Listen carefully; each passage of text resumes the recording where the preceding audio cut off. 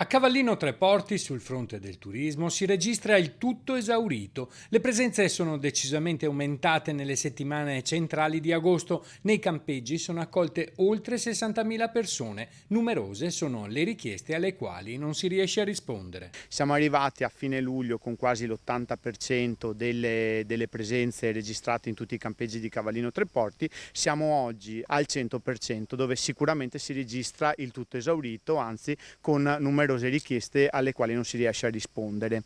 Il turismo in plein air riparte a gonfie vele. Gli operatori del settore sperano che questo trend possa consolidarsi anche per fine agosto con un 80% di presenze nelle strutture. Le nuove disposizioni degli stati esteri sui tamponi non hanno scoraggiato gli ospiti dal prenotare le proprie vacanze sul territorio, grazie anche all'ottima collaborazione tra le strutture ricettive, l'ASL 4 e l'amministrazione comunale, riuscite ad adeguarsi alle richieste per chi deve rientrare in patria con un test negativo in tempi rapidi. Abbiamo fatto un buon mese di luglio e adesso un ottimo mese di agosto.